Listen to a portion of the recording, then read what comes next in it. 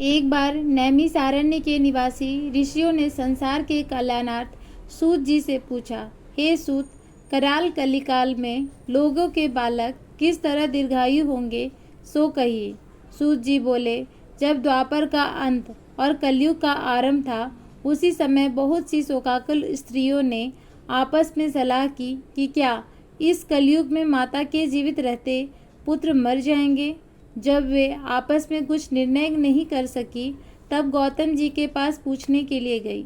जब उनके पास पहुंची तो उस समय गौतम जी आनंद के साथ बैठे थे। उनके सामने आकर उन्होंने मस्तक झुकाकर प्रणाम किया। तदंतर स्त्रियों ने पूछा, हे प्रभु, इस कलयुग में लोगों के पुत्र किस तरह जीवित रहेंगे, उसके लिए कोई व्रत या तप हो तो कृपा करके बताइए। इस तरह उनकी बात सुनकर गौतम जी बोले, आपसे मैं वही बात कहूँगा जो मैंने पहले से सुन रखी है। गौतम जी ने कहा, जब महाभारत युद्ध का अंत हो गया और द्रोण पुत्र अश्वत्थामा के द्वारा अपने बेटों को मरा देखकर जब पांडव बड़े दुखी हुए, तो पुत्र के शोक से व्याकुल होकर द्रौपदी अपनी सखियों के साथ ब्राह्मण श्रेष्ठ धौम्य के पास गई और उसने धौम्य से कहा, हे विप्रेत्र, कौन सा उपाय करने से बच्चे दीर्घायु हो सकते हैं? कृपा करके मुझे ठीक से कहिए। धौम्य बोले, सतयुग में सत्य वचन बोलने वाला, सत्याचरण करने वाला समदर्शी जीमूतवाहन नामक एक राजा था। एक बार वह अपनी स्त्री के साथ अपनी ससुराल गया और वहीं रहने लगा। एक दिन आधी रात के समय पुत्र के शोक से व्याकुल कोई स्त्री रोने लगी, क्योंकि वह अपने बेटे के दर्शन से निराश हो चुकी थी। उसका पुत्र मर चुका था। वह रोती हुई कहती थी, हाय, मुझ बूढ़ी माता के सामने मेरा बेटा मरा जा रहा है। उसका रुदन सुनकर राजा जीमूतवाहन का तो मानो हृदय विदीर्ण हो गया। वह तत्काल उस स्त्री के पास गया और उससे पूछा, तुम्हारा बेटा कैसे मरा है? बूढ़ी ने कहा, गरुड़ प्रतिदिन आकर गांव के लड़कों को खा जाता है। इस पर दयालु राजा ने कहा, माता, अब तुम रो मत, आनंद से बैठो, मैं तुम्हारे बच्चे को बचाने का यत्न करता हूँ। ऐसा कहकर राजा उस स्थान पर गया जहाँ गरुड़ आकर प्रतिदिन मांस खाया करता था। उसी समय गरुड़ भी उस पर टूट पड़ा, मांस खाने लगा।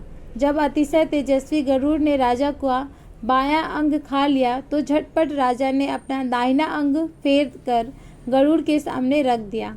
यह देखकर गरुड़ जी ने कहा, तुम कोई देवता हो? कौन हो तुम? मनुष्य तो नहीं जान पड़ते।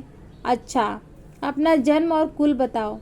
पीड़ा से व्याकुल मन वाले राजा ने कहा, हे पक्षीराज, इस तरह के प्रश्न करना व्यर्थ है। तुम अपनी इच्छा भर मेरा मांस खाओ। यह सुनकर गरुड़ रुक गए। बड़े आदर से राजा के जन्म और कुल की बात पूछने लगे। राजा ने कहा, मेरी माता का नाम सैव्या है और मेरे पिता का नाम शालिवाहन है। सूर्यवंश में मेरा जन्म हुआ है और जीमूतवाहन मेरा नाम है। राजा की दयालुता देखकर गरुड़ ने कहा, हे महाभाग, तुम्हारे मन में जो अभिलाषा हो वो वर मांगो। राजा ने कहा, हे पक्षीराज, यदि आप मुझे वर दे रहे हैं तो वर दीजिए कि आपने अब तक जिन प्राणियों को खाया है वे सब जीवित हो जाए।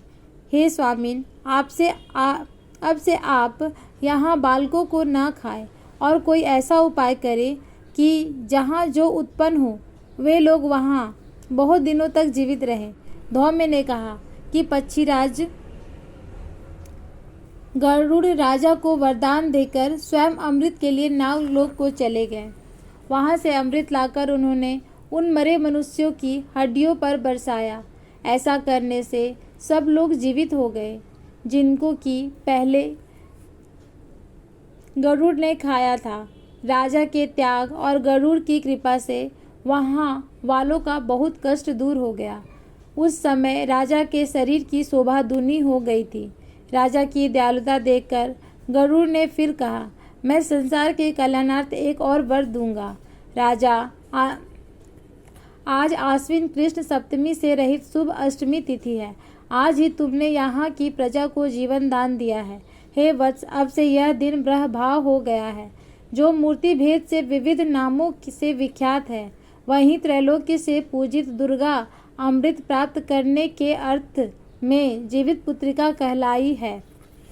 जो इस तिथि को जो स्त्रियां उस जीवित पुत्रिका की और उसकी आकृति बनाकर तुम्हारी पूजा करेंगी तो दिनों दिन उनका सौभाग्य बढ़ेगा और वंश की भी बढ़ती होगी। हे महाभाग, इस विषय में विचार करने की भी आवश्यकता नहीं है। हे राजन, सप्तमी से रहित और उदया तिथि की अष्टमी को व्रत करें, यानी सप्तमी विद अष्टमी जिस दिन हो उस दिन व्रत न कर शुद्ध अष्टमी को व्रत करें और नवमी में पारण करें। यदि इस पर ध्यान न दिया गया तो फल नष्ट हो ही जाएगा, सौभाग्य तो अवश्य नष्ट हो जाएगा। जीमूतवाहन को इस तरह का वरदान देकर गरुड़ वैकुंठ धाम को चले गए और राजा भी अपनी पत्नी के साथ अपने नगर को वापस चले आए।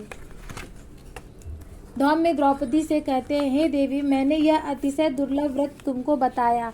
इस व्रत को करने से बच्चे दीर्घायु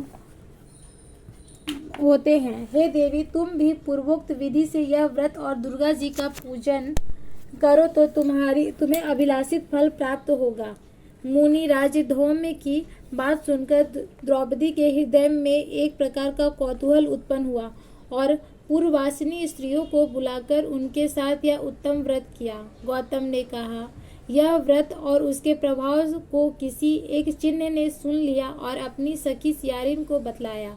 उसके बाद पीपल वृक्ष की शाखा पर बैठकर उस चिन्ह ने और उस वृक्ष के खोते में बैठकर सियारिन ने भी व्रत किया। फिर वही चिन्ह किसी उत्तम ब्राह्मण के मुंह से यह कथा सुन आई और पीपल के खोते में बैठी हुई अपनी सखी को सुनाया। सियारिन ने आधी कथा सुनी थी कि उसे भूख लग गई और वह उसी समय सब से भरे हुए शमशान में पहुंची।